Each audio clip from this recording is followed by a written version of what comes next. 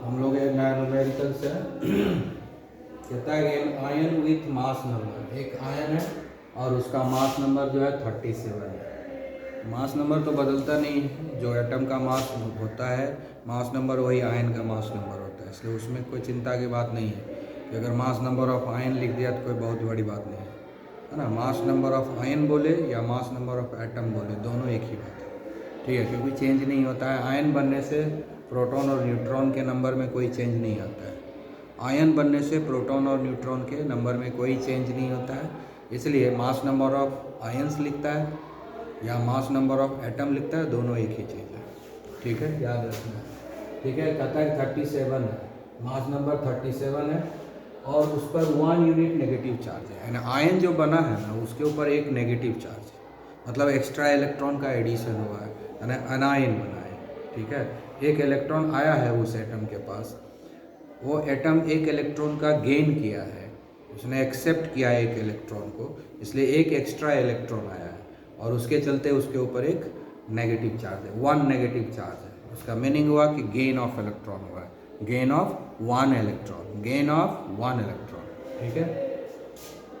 उसके बाद कहता है कि this ion contains 11.1% more neutron, इस आयन में 11.1% ज़्यादा न्यूट्रॉन है देन द इलेक्ट्रॉन, यानी जितना इलेक्ट्रॉन है इस आयन में, जो आयन जिसका डिस्कस किया जा रहा है, जो आयन है यहाँ पर, the ion which is discussed here, that ion contains 11.1% more neutron in comparison to the electron present in to it, ठीक है। तो whatever the number of electron is present in this ion, the number of neutron is more than that. How much more? Number of neutron is 11.1% more than the electron available in this ion, ठीक है। तो इसके basis पे हमको calculate करना है। Finally कह क्या रहा है कि आप सिंबल लिखिए आयन का, किसी का भी सिंबल लिखने के लिए क्या क्या चाहिए, मास नंबर चाहिए और एटॉमिक नंबर चाहिए। तो मास नंबर तो दिया हुआ है, एटॉमिक नंबर हमको पता करना पड़ेगा। जब वो दोनों चीज़ पता चल जाएगा तभी तो सिंबल लिख सकते हैं। तो मास नंबर दिया है हमको, अब एटॉमिक नंबर पता करना होगा उस एटम का, ठीक है। एटॉमिक नंबर पता चल जाएगा तो उस एलिमेंट का नाम भी पता चल जाएगा, ठीक है, उस एटम का नाम भी पता चल जाएगा, ठीक है। तो first of all we should find out the atomic number of this atom, ठीक है। तो कैसे निकालेंगे, सोचना शुरू करना है। आयन्स विथ मास नंबर, ठीक है। तो क्या लिखना है, mass number,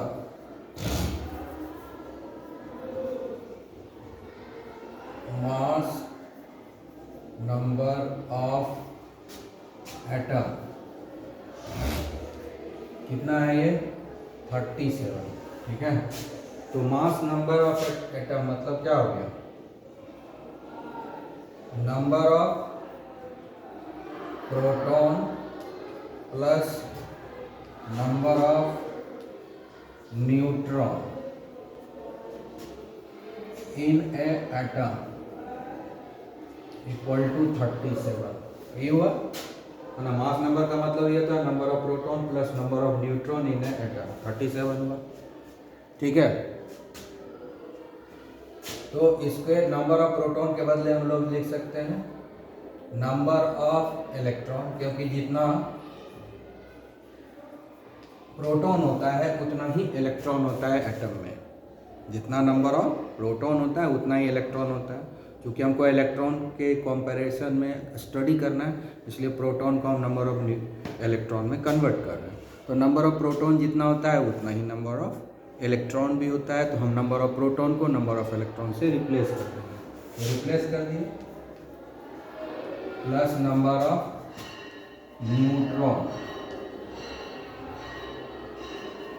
in a atom equal to 37 हो गया, ठीक है। एटम में है ये, अभी तक एटम में कैलकुलेट किया। अब क्या करेंगे हम लोग, आयन में करेंगे। आयन में क्या हो रहा है, एक नेगेटिव चार्ज बढ़ रहा है ना, आयन के ऊपर एक नेगेटिव चार्ज है, आयन के ऊपर एक नेगेटिव चार्ज यानी इलेक्ट्रॉन बढ़ गया। तो जब हम इसी को कैलकुलेट करेंगे आयंस के लिए तो एक इलेक्ट्रॉन ज़्यादा होगा, ठीक है, एक इलेक्ट्रॉन ज़्यादा हो जाएगा, ठीक है कि नहीं। तो अब होगा number of electron plus number of neutron in a ion, in a negative ion, in a negative ion, mono negative ion, mono है ना, uni negative, uni negative, uni negative, uni negative का मतलब क्या हो गया, uni negative, neutron in uni negative ion मतलब एक negative charge है, यूनी नेगेटिव आयन मतलब उस पर एक नेगेटिव चार्ज है, ठीक है ना। या इसको लिख सकते हैं monovalent ion, uni negative ion है ना, इसके बदले हम लोग यूनी नेगेटिव आयन लिख सकते हैं या मोनोवैलेंट आयन, इन्हें मोनोवैलेंट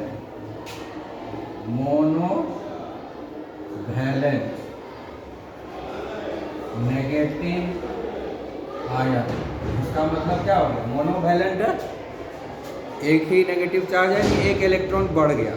तो पहले से कितना था, number of electron plus number of neutron 37 था पहले से ही नंबर ऑफ इलेक्ट्रॉन और नंबर ऑफ प्रोटॉन 37 था, और अब एक इलेक्ट्रॉन आ गया एक्स्ट्रा बढ़ गया, यानी इलेक्ट्रॉन बढ़ा, प्रोटॉन तो उतना है, इलेक्ट्रॉन बढ़ गया, तो टोटल क्या हो जाएगा 38 हो जाएगा ना। अब नंबर ऑफ इलेक्ट्रॉन और नंबर ऑफ प्रोटॉन 38 हो जाएगा।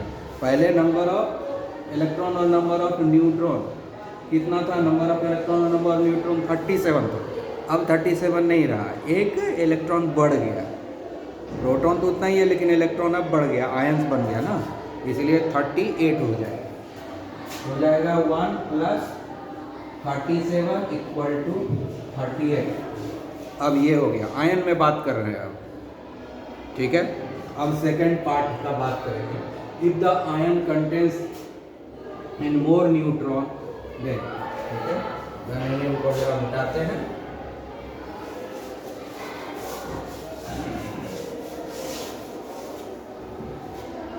अब हम क्या लिखेंगे,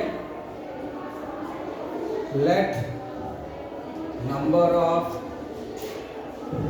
electron in ion equal to x, मान लिए, देयरफॉर नंबर ऑफ न्यूट्रॉन, ठीक है, न्यूट्रॉन इन आयन कितना होगा, x प्लस 11.1% ऑफ x, क्या कर रहा है, इतना परसेंट ज़्यादा है, आयन कंटेंट कितना न्यूट्रॉन, इलेक्ट्रॉन से 11.1% ज़्यादा है। इसको आप कैलकुलेट करोगे तो आएगा 111.1 x/100, इतना न्यूट्रॉन, ठीक है, इतना ही न्यूट्रॉन है।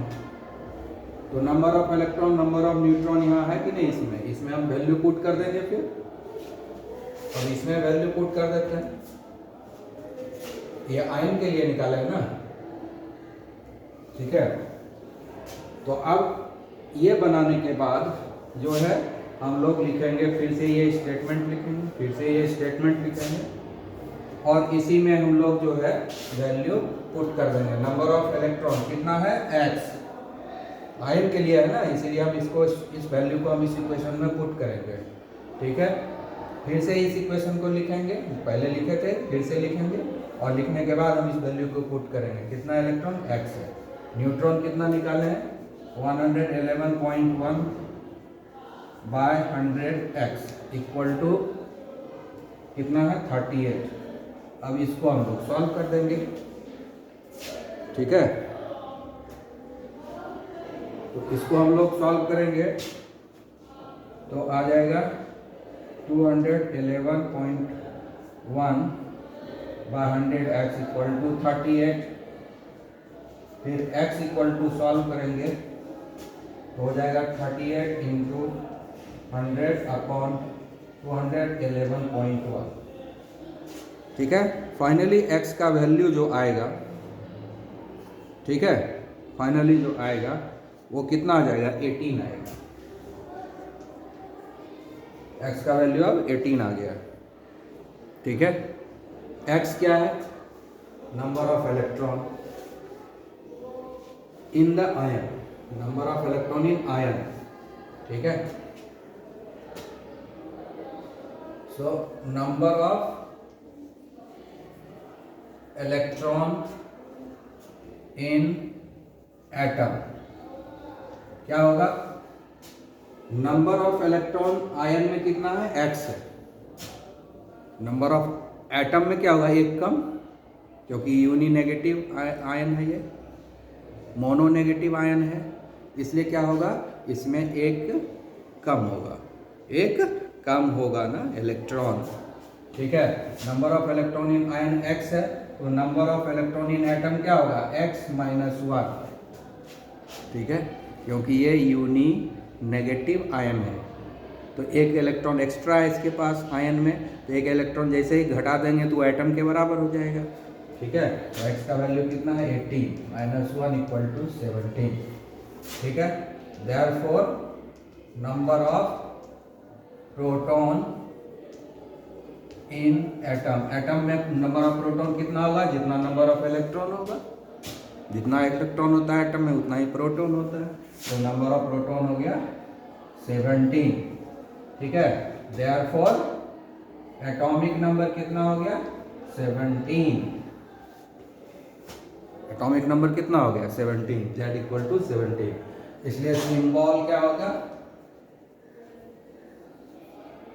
सिंबल क्या होगा, एटॉमिक नंबर जिसका 17 होता है वो कौन सा एलिमेंट है, क्लोरीन है। ठीक है, इस पर एक नेगेटिव चार्ज है तो एक नेगेटिव चार्ज दे दिया। एटॉमिक नंबर को नीचे में लिखते हैं, ठीक है, और मास नंबर को ऊपर लिखते हैं, तो मास नंबर कितना है, 37। यही आपका फाइनल आंसर है। Okay, have a nice day, practice it.